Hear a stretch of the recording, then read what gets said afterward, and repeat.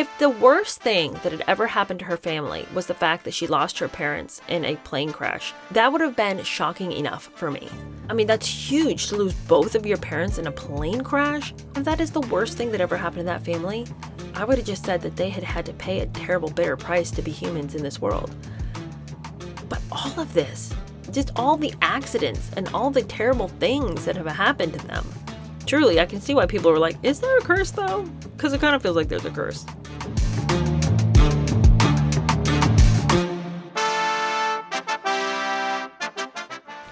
Hello, how are you? Welcome to my channel. My name is True Denise. Today we're going to keep going in The Other Mrs. Kennedy, and we're going to finish The Senator's Wife today, which, as I told you last episode, is really the crescendo to what we read in the last episode. The last episode was setting us up for what we're going to read today. And you'll recall in the last episode, Ethel had had a dream. She had this premonition that something really bad was going to happen. And she wasn't sure what it was going to be. She was terrified that something horrible was about to happen on this trip they were going to take to Salmon River. They were going to go to this tiny little remote place and ride the rapids. And she just was sure that something really bad was going to happen because ever since her parents had died in a plane crash, she'd been very fearful of flying, and the number of little planes that they would have to get in to get to this remote location really scared her. And she just thought that someone was going to die. And she even called her sister Georgianne before they left and said, if we don't make it, and I don't know that we will because I've had this really horrible dream and I can't shake the feeling, then I'll see you in heaven. But the trip went fine. So then she thought, oh, that was just this weird little dream I had. Nothing. Then 3 of her children get hurt really badly. Kathleen is landed on by a horse. She's got internal bleeding. Bobby Jr. jumps off a roof and lands through a window. He needs 100 stitches in his leg. And then one of her other kids was hit by the boom on a sailboat. And he's okay. Got the wind knocked out of him, but it could have been really bad. So then she thinks, oh, that's what it was. It's that my kids were going to get hurt. That's why I felt bad. That's why I felt scared. That's that looming sense of doom was because of the kids. But they're okay now. So I can move on. No, she couldn't, because then her brother is killed in this horrible plane accident with his 13-year-old son looking on. And so that's another tragedy to have to get through. Her brother had had all kinds of issues all throughout his life. And people had begun distancing themselves from George because they suspected something like this would happen. You'll recall that George was married to a woman named Pat, and they'd had tons of issues. Remember, Pat's the one that burned down the guest house when she found him with yet one more of his lovers. And, they've got a whole bunch of kids, too, who are having to witness all of the drama between mom and dad. Now, their dad is dead. And, Pat Skakel was an alcoholic, right? So the poor kids are having to deal with a mom who already had a number of issues. Now dad's dead. Okay, so today we're really focusing on the Pat Skakel situation and what's going on with her kids. They're going to feature prominently in this chapter, and the people who know them are going to pay for the crazy that was in that house, because our first chapter that we're going to read today is entitled Thanksgiving Ride. And let me just say that I am astounded by how many people the Skakels knew and were always willing to join in the Skakels' crazy. It just seems to me that if I had known the Skakels and I knew the sort of people that they were, the sort of no holds barred, whatever risk, it's not going to be a big deal, let's just do it and think about it, the consequences later, I would have told my kids repeatedly, you're not going over to their house by yourself. You're not getting in a car with these people. You are not to spend any time alone with any of the Skakels at any time for any reason. And if you do, there will be hell to pay because those people are dangerous. But the number of friends and acquaintances, they were very social people, and nobody ever seemed to distance themselves. George is the only person we've heard where anyone was like, my antennas are up. Something's off here. I think I'll distance myself from this crazy man. But at such a late date in having known him. Anyway, let's go ahead and get started. I cannot overemphasize to you the exclamation point of shock that will be at the end of this section. But let's begin. Thanksgiving Ride, Chapter 77. Ethel was still in mourning when more tragedy struck the Skakels on Thanksgiving 1966, a sunny, unseasonably warm day in Greenwich. It had been 2 months since George's death, and his widow and 4 children had been trying to bring some semblance of normalcy back into their tumultuous lives. Pat Skakel had planned a big Thanksgiving feast later in the day at her Vineyard Lane estate, with the children, other family members, and friends. Ethel, as usual, was spending the holidays with the Kennedys. At noon, the sun warm and bright, Pat Skakel's eldest daughter, Kik, home from Catholic boarding school, decided to put the top down on her new Mustang convertible that her father had given her as a Sweet 16 birthday present. Kik had asked her cousin, little Georgie Ann, to go cruising with her, but she had declined. To be around Kik was like being around Uncle George, little Georgie Ann noted later. She was always living dangerously. Mother made it perfectly clear. Kik's a bad influence. Well, good for Georgie Ann to have, noted to her daughter, steer clear. And in this case, little Georgie Ann made one of the greatest decisions of her life. At about 1 o'clock that afternoon, Kik and her mother jumped into the new car to visit old family friends, Royal and Sally O'Brien, who lived near on Pecksland Road. Sally had been a year behind Ethel at Manhattanville, where she had often played tennis with her. Royal had been a Georgetown University pal of Rushton's, and years later, when Anne McCooey's daughter was born, the O'Briens were named her godparents. The O'Briens also were active in the Whitby School, the first full-time Montessori program in the United States, which Georgie Ann had helped establish years earlier in converted stables at Sursum Corda. The O'Briens were outside enjoying the holiday weather and tending their garden when Kik Skakel and her mother drove up. The couple had gone to George Skakel's funeral and felt enormous sympathy and compassion for the family over their loss. On the grass nearby, Sally O'Brien's mother was playing with her 3 granddaughters, Hope, called Hopi, who was 6, Sarah, who would celebrate her 8th birthday in a few days, and 9-year-old Morgan. Everyone chatted about the weather, and after a few minutes it was decided that Pat Skakel would join Sally and her mother for a walk around the neighborhood. Kik asked if she could take the 3 O'Brien sisters and their 2 playmates, the Martin girls who lived across the street, just down Becksland Road in the car to pick up her sister Susan Skakel, who was visiting a friend. Sally O'Brien consented. Everyone left, and Royal O'Brien returned to puttering in the garden. But let me just say this real quick. I'm not blaming anybody for what you know is going to be some pending doom. But that is a lot of little girls to have in a Mustang convertible, and you're going to pick up another one. We've got 5 kids in the back seat of this Mustang convertible. I just kind of think, wasn't anybody just like, that's too many people in the car? But anyway, I don't mean to get ahead of myself. An hour and a half later, Royal was still working in the front yard when Kik Skakel pulled up in the front house, long after she had promised to return. He immediately noticed that his daughters weren't with her. With growing concern, Royal O'Brien watched as the teenager got out of the car, walked up the path to the front door, and knocked. The women were still on their walk, so no one answered. Wondering where his brood was, he yelled to Kik, who apparently hadn't noticed him. "Hi, I'm over here. Where's everyone?" At that point, growing more apprehensive, O'Brien had wandered over to the convertible and looked inside, where he was shocked to see Susan Skakel slumped in the front seat, holding Hopi in her lap. His daughter's eyes were closed. "What happened?" he asked anxiously. Kik, who appeared calm at the moment, said simply the child had fallen out of the car. Hopi was out, but she wasn't bleeding. "I didn't ask too many questions," said O'Brien years later. "I jumped into the car. I drove right down to Greenwich Hospital." A half hour later, his wife and Pat Skakel arrived at the emergency room and joined O'Brien and Kik, who by now was agitated and upset. "It was horrible. We were frantic," O'Brien said. The doctors had tried unsuccessfully to revive the little girl, who was in a deep coma. O'Brien remained by his daughter's side constantly. "Hopi's hand held my finger," he recalled. "She gripped me very tightly." But a few days later, her grip had loosened, and she died on the 7th day. Throughout the horrific ordeal, the O'Briens had not paid much attention to anything but their daughter's plight. They had not questioned their other daughters about what had happened.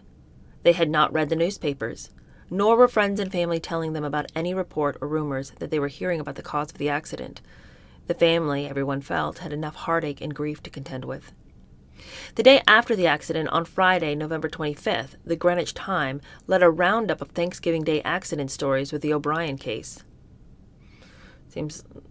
I guess it was a slow news day, but way to rub it into this poor family. Let's have a long list of all the things that have ever happened around here that were bad on Thanksgiving Day, starting with the O'Brien case. The story quoted Greenwich police as saying that Hope O'Brien was, quote, thrown out of a car when the car passed over a man-made bump in the road. Miss Skakel told police her car traveled at between 15 and 20 miles an hour when it went over the bump, which is designed to slow traffic. While Kik Skakel had given her story, there was nothing attributed to the O'Briens. For some reason, neither the police nor the press had bothered to contact them. Also curious was the lack of biographical detail about the Skakel girl. There was no mention of the fact that she was a member of Greenwich's legendary Skakel family, or that her aunt was the nationally prominent Ethel Kennedy, wife of the world-famous U.S. Senator from New York. 2 months earlier, such facts had been well placed in the stories about Kick's father's death. A month after Hope O'Brien died, an investigator for the Skakel's auto insurance company telephoned Royal O'Brien to get details about the accident in preparation for a financial settlement.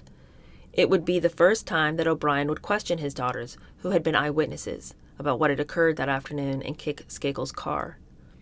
It was just something I had never thought about doing before, he explained years later. When Hopi was in the hospital, we were there most of the time, in and out of the house a great deal. There wasn't a lot of discussion at that point concerning the actual accident and how it happened. I also felt it was a sensitive subject to bring up with the girls. The story the O'Brien children finally told their father and the insurance investigator, a scenario O'Brien said was supported by the Martin girls, turned out to be different from the account that Kick Skakel had given to the police, at least the one that was quoted in the Greenwich Time. With the O'Brien and Martin youngsters as passengers, according to Royal O'Brien, Kick Skakel picked up her sister Susan, as she had promised. But instead of returning immediately to the O'Brien house, as she also had promised, she drove around the neighborhood, finally stopping on Fox Run Lane near her own home. By that time, most of the little girls had squeezed onto the trunk of the car with their legs dangling in the back seat. With the kids piled on the trunk, with the car in drive, Kick began to alternate quickly between stepping on the gas pedal and hitting the brake, causing the car to jolt and the children to rock back and forth. The Martin children and the 2 eldest O'Briens, fearing they'd fall off the car, plopped down into the rear seat.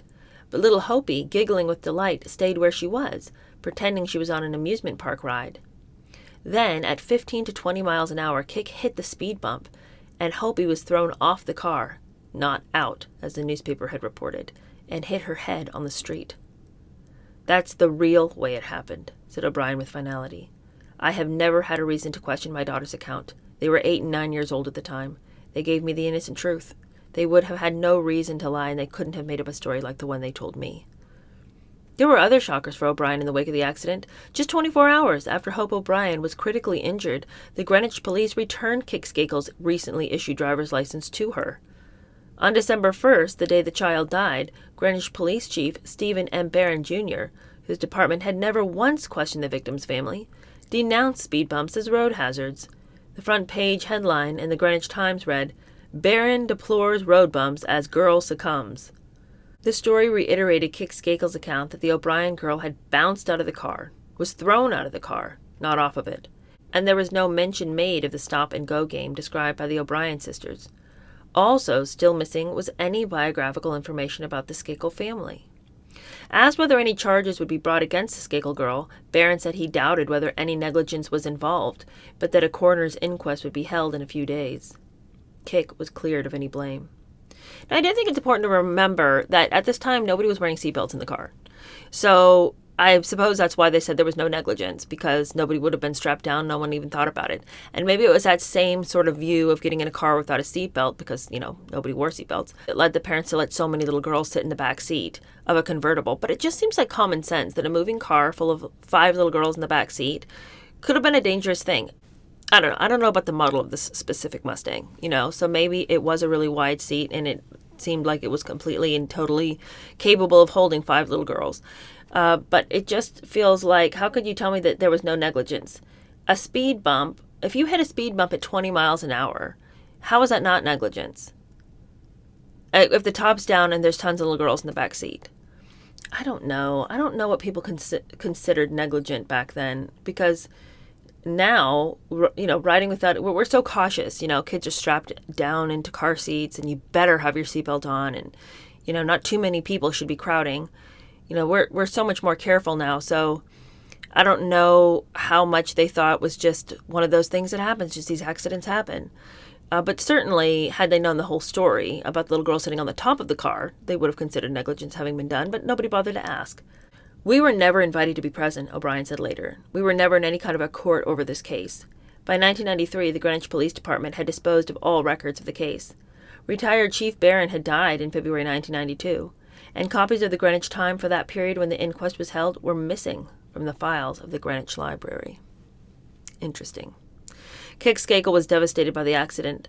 Little Georgianne recalled getting a tearful telephone call from her in early December 1966. She called me at the payphone at school during study period and told me that Hopi had died.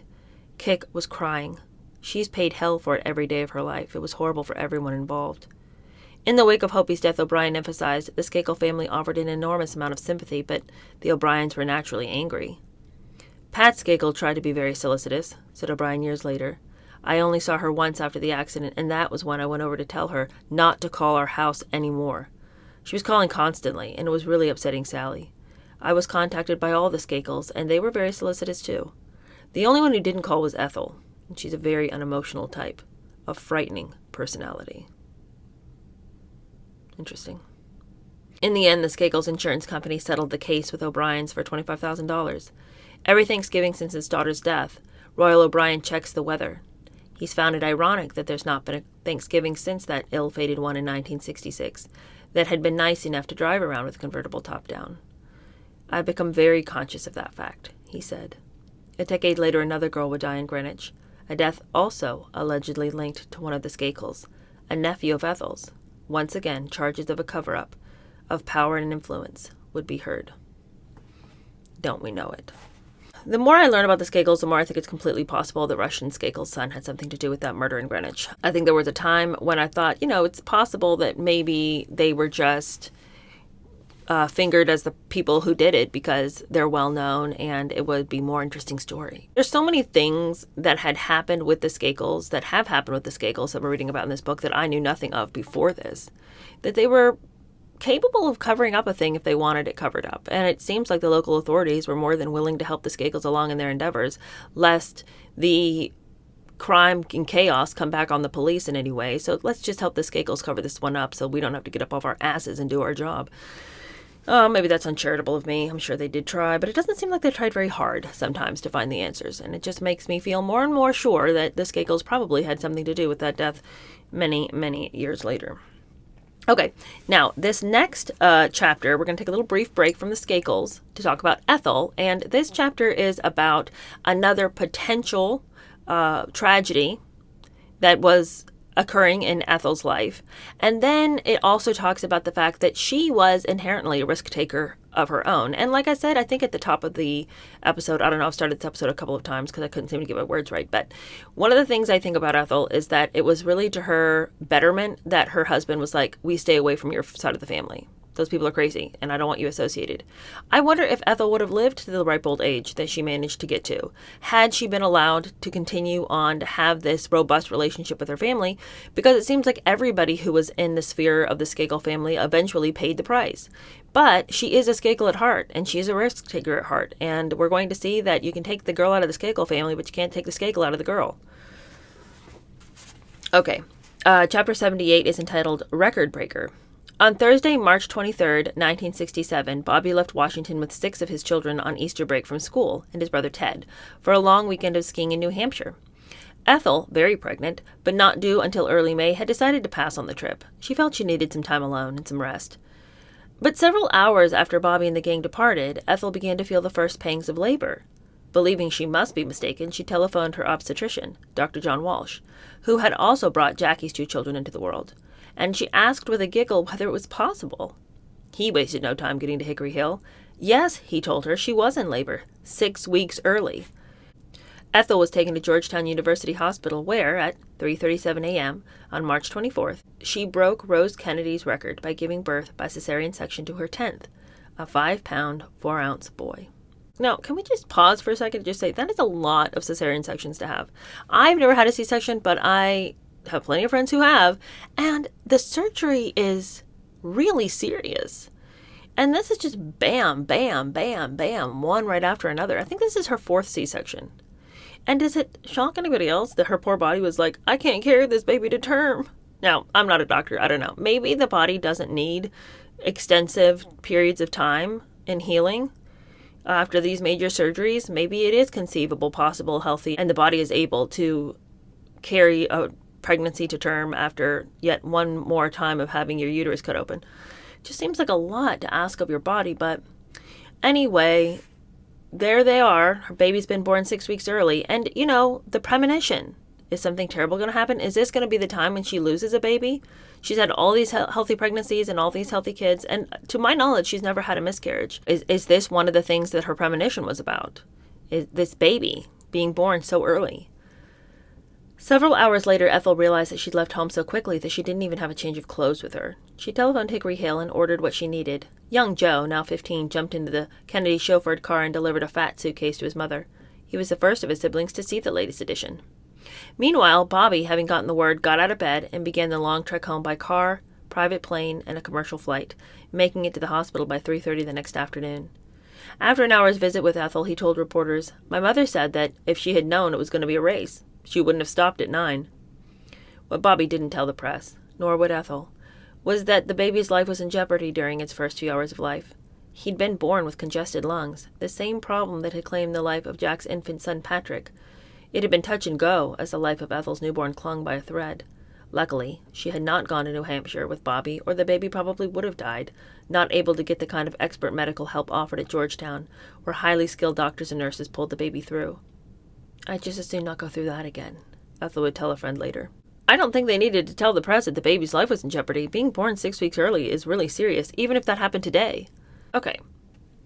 But friends, just listen to this part right here. Now, I just want to tell you right now that I am not even suggesting that anything untoward was happening with Ethel and this friend of hers. But just tell me if you think this is a weird scenario. Because I can tell you right now, I do not have one male friend who would come to my aid in this time, nor would I even consider that this would be a good idea. The book says that a week later, with the infant's health improving, Ethel went home without the baby, with instructions to stay in bed. Lonely because Bobby had gone out of town, she telephoned Fred Harris, complaining that she needed some companionship. "I'd just like you to stay around and carry me up and down the stairs when I feel like seeing some different scenery," she said. Harris, the gallant senator from Oklahoma, agreed. The joke around town for the next several weeks was that Fred Harris carried a lot of weight with Ethel. What a knee slapper. Okay, but you guys, does she not have enough female friends? We obviously know she does. She's got a lot of friends. And we know that there's all these people, all these ladies in waiting, just, waiting with bated breath outside her door to leap at whatever she asks them to do. Everyone wants to get close to Ethel. The number of handmaidens old Ethel had. But she calls Fred Harris because she needs companionship? I can just tell you right now that if my husband was on a skiing trip with our kids and I had just had a baby and I decided to call some guy to help me get up and down the stairs because I needed companionships, he'd be having words with me when he got home, and rightly so. On April 13th, Ethel and Bobby arrived at Georgetown Hospital in cream and blue chauffeur-driven convertibles to pick up tiny Douglas Harriman Kennedy, named after former Treasury Secretary Douglas Dillon and roving Ambassador Averell Harriman, the infant's honorary godfathers. After 20 days in the hospital, he'd gained 7.5 ounces. Ethel proudly paraded her latest in front of 24 photographers. When Ethel was asked what she'd learned about children from her first to her 10th, she declared, "Just keep each one of them happy." And that truly was Ethel's philosophy. Just keep them happy. Because parenting the children didn't seem to occur to her, but just giving them whatever they wanted so they'd shut the hell up seemed to be the thing. By this point in time, Ethel's determination to produce even more children was viewed by friends and relatives as bizarre. Marion Schlesinger, for one, interpreted it later as a form of exhibitionism. Privately, others made fun of Ethel, calling her a cow, a peasant, and worse. Some even analyzed her drive to become pregnant as a convoluted way of avoiding sex. Sex was never important to her, but having children was, for some bizarre reason, offered a member of the circle years later. Bobby and Ethel were in love, but it wasn't what today you'd call a hot relationship. The baby thing gave Ethel some kind of identity. In Bobby's case, I think Ethel's baby making made him look and feel more macho and virile. Okay. Ethel's chum LaDonna Harris agreed. There was a lot of affectionate teasing and patter between Ethel and Bobby, but no warmth, no hugging, no kissing, she said. I never saw anything intimate or sexual. They were more like brother and sister. Can I just ask you guys a question? Just real quick. What is this business where they keep saying that Ethel got pregnant so she didn't have to have sex? That didn't stop my husband. Biologically, I think it's still possible. So she would get pregnant and then she'd just tell her husband for 9 months, lay off? Is that what some people do? Anyway. Less than 2 months after giving birth, Ethel was back in action, accompanying Bobby on yet another physical demanding vacation.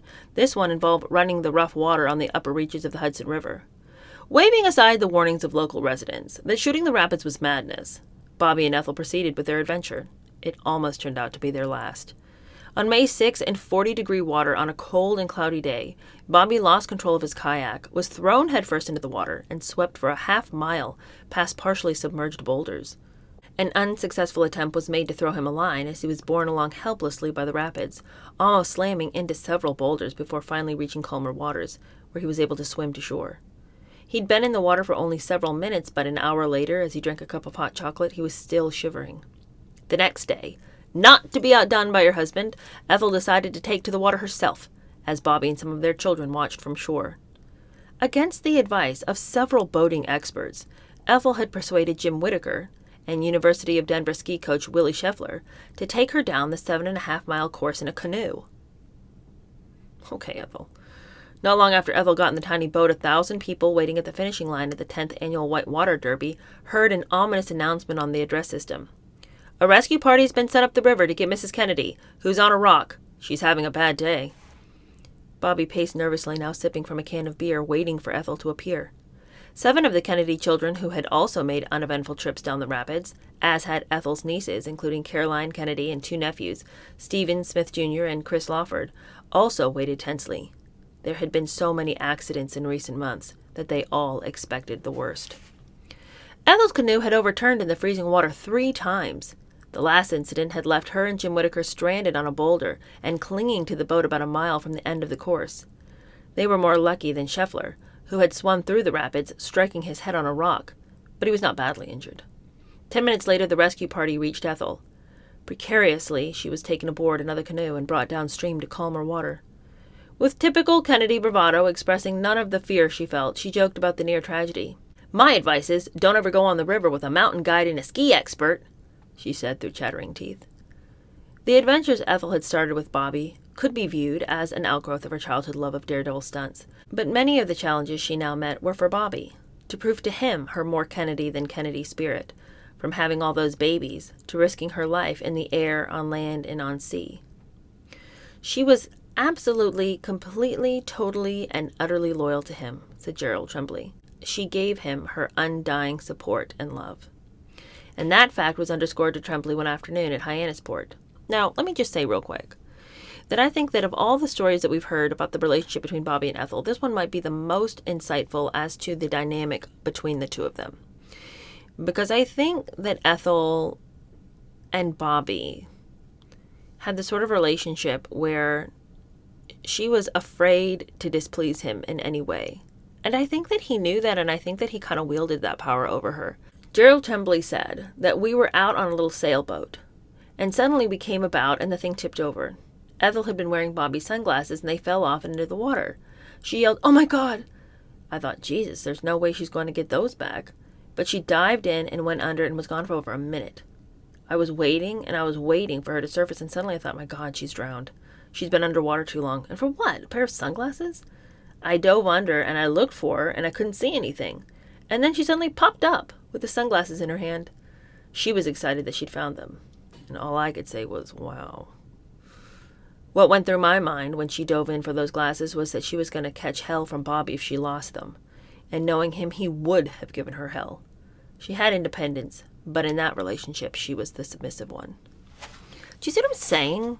Like, I think that the fact that she was so scared that he find out that she had lost his sunglasses, and they probably were expensive sunglasses, but like what? You're going to verbally abuse your wife for losing them? You know, the boat tipped over. What was she, is she supposed to grab everything that was on the boat that could possibly be lost? It just seems like they had this sort of relationship where there was constant fear of reprisal, constant fear for any mistakes made.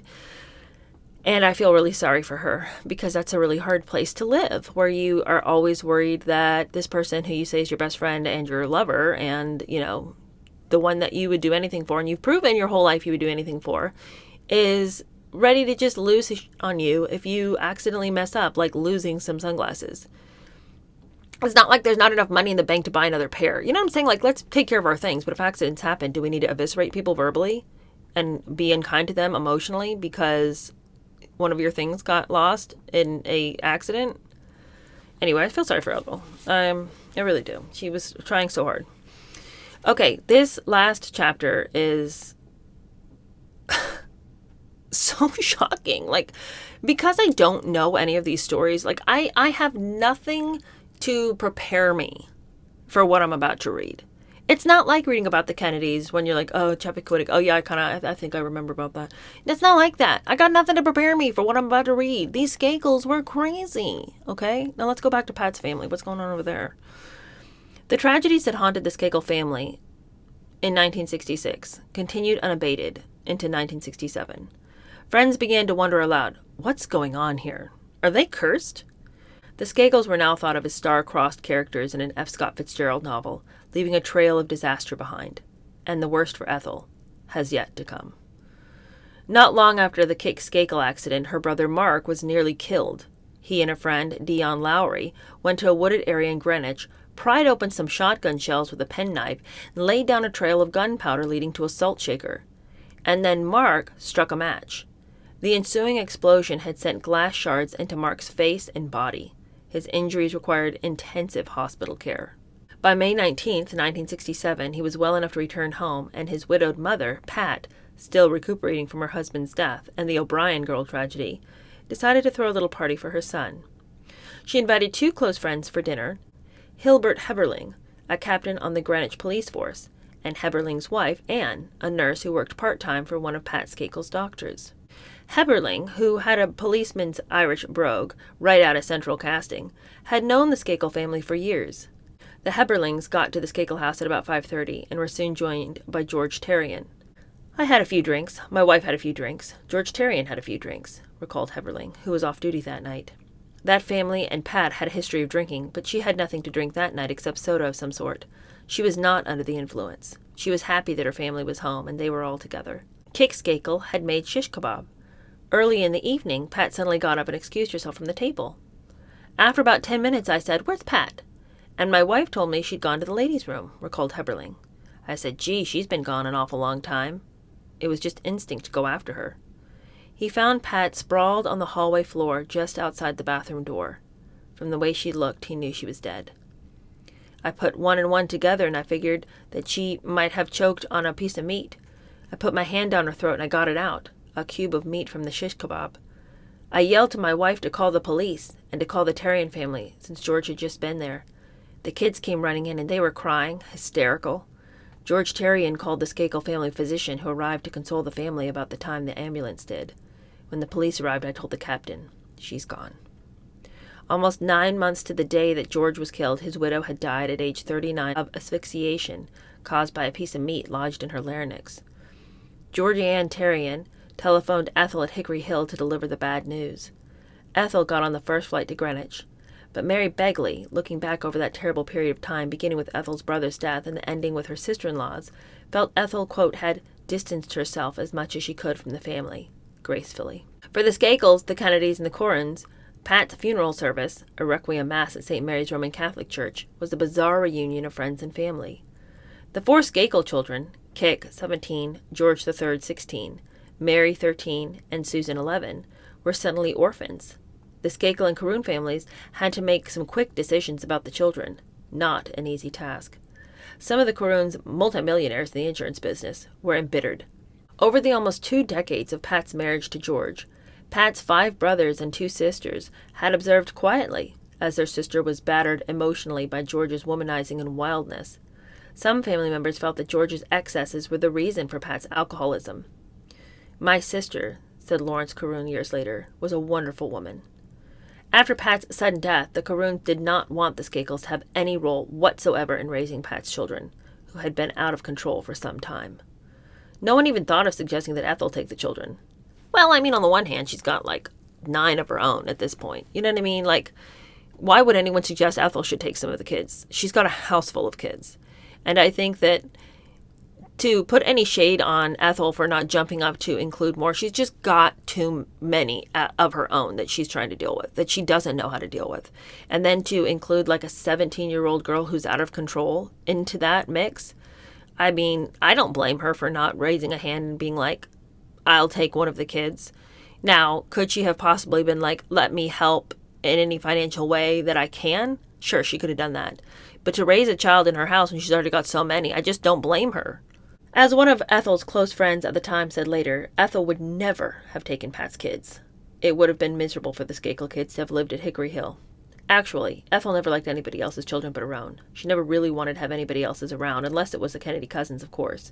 There wasn't anything she wouldn't do for them. Although Rushton Skakel expressed interest in adopting his brother's orphan children, it was quickly decided that they would live with Pat's brother Richard Caroon and his wife Nancy, who had recently lost 2 of their 4 daughters in accidents. I'm telling you, what world are these people living in? Everybody is just losing people right and left by accidents. What are these accidents? It's starting to make you realize why different laws were passed, like seatbelt laws and things like that. Because if this was just people's world in the 1960s, which was not long ago, where everyone was just like missing kids, lost kids because of accidents, is this what was going on? Look, you guys, I was born in 1988, okay? I don't know what was going on in the 60s. And as I've been told many times in the comments, I'm too young to know anything. But I would like to say that if you were alive in the 60s, or your parents are around to tell you what was happening, did every family just have a lost family member from an accident? Or is this just the wild and woolly ways of the elite, and they were losing their kids because people were falling out of boats and stuff, and off of horses, and out of planes? I don't know. Okay, well, just a month after Pat Skakel was buried, with the family still in a state of utter shock, Ethel and Bobby celebrated their 17th wedding anniversary at Hickory Hill, one of the biggest parties Washington had seen in years. Ethel's timing, Skakel family members and close friends felt, was in poor taste. But Ethel had this eerie ability to bury bad news, said George Terrian. She'd stick her head in the sand. It was amazing. The crowd in Greenwich were shell-shocked that she'd be partying a month after Pat died. Georgianne was furious. I remember she said, "She's not one of us. That's for sure. She's one of those goddamn Kennedys." The anniversary party started with little soirees all over town, the most posh thrown by Alice Roosevelt Longworth at her Embassy Row home. Wow. Ethel Kennedy disappeared at least 3 times during the evening to change her dress, reported Washington Evening Star Society columnist Yamelda Dixon. The first dress, a short beaded one, seemed too heavy. The next, short and blue, was too something. And the third one, also short and blue, she made do with. Dixon noted that while Ted was in Massachusetts awaiting the birth of a new baby, the rest of the Kennedys were out in force, from family matriarch Rose to her daughter Pat, looking sensational in a short pink tunic with beaded bloomers. Was that a look? Beaded bloomers? Meanwhile, back at Hickory Hill, Ethel had outdone herself. The infamous Kennedy swimming pool had been cordoned off, and large movie screens were placed in each corner as projectors whirred simultaneously. The 300 guests, including such Ethel Sparkleys as Andy Williams, Carol Channing, Jack Pear, George Plimpton, Buddy Hackett, Kirk Douglas, Walter Cronkite, and David Brinkley, were delighted watching specially edited newsreel footage of Adolf Hitler having a temper tantrum to the dance music, a home movie film of Ethel and Bobby doing the hula, Civil War scenes running in reverse, and rare family footage, Kennedys clowning, nearly drowning each other in swimming pools, marrying, climbing mountains, and shooting rapids. In the background, an orchestra played until 3 a.m., when a jukebox took over. At sunrise, Father's Day, Ethel oversaw the serving of scrambled eggs and bacon. At noon, bleary-eyed, she and Bobby, their children and close friends, drove to St. Luke's Catholic Church for Douglas Harriman Kennedy's christening. Afterward, over champagne and black caviar on toast rounds, Ethel opened a pile of christening gifts and proudly displayed the anniversary present she'd given Bobby, a beautiful piece of polished Steuben glass in the shape of a rock, from which emerged a letter-opener-sized silver sword. "Isn't it lovely?" Ethel asked, and everyone nodded. It was the last wedding anniversary she and Bobby would celebrate. Now that's the end of that section, and the next part is called Presidential Candidate's Wife, which unfortunately we know how that ends. You guys, am I wrong in saying that was a shocking chapter? The death of her brother and her sister and now her orphaned nieces and nephews? I just didn't see it coming. Just like I didn't see it coming when her parents died in the plane crash. And I think that that's the thing that maybe I'm so shocked about. Because I just don't know anything about these people. And it just seems like such massive tragedies. If the worst thing that had ever happened to her family was the fact that she lost her parents in a plane crash, that would have been shocking enough for me. Because, I mean, that's huge to lose both of your parents in a plane crash. How unexpected, how tragic to instantly be orphaned, even though, they were all adults at the time. But still, you lose both your parents. That's shocking and terrible. And if that is the worst thing that ever happened to that family, I would have just said that they had had to pay a terrible, bitter price to be humans in this world. But all of this, the loss of the brother, the loss of the sister, just all the accidents and all the terrible things that have happened to them. Truly, I can see why people were like, is there a curse though? Because it kind of feels like there's a curse. Anyway, thank you guys so much for watching this episode, and I'll see you guys later this week, and we'll begin the presidential candidate's wife, which I'm really interested to see how that one plays out. But what I'm even more interested to read about is what happens after Bobby has passed away, because the chaos that was in that house because of that sudden tragedy is something that I just think is going to make the rest of the book pale in comparison. If it's even possible to say that. And I don't know, I haven't read ahead, so maybe I'm projecting this crazy and wild world that didn't actually exist. But I think I've heard enough things about the way that Ethel parented her brood after Bobby had left that just leads me to believe the rest of this book is going to be wild beyond belief. And we still have quite a bit of it left. So buckle up, because it's not going to get boring, I'll tell you that much. Okay, see you guys later. Thanks again for watching. Bye.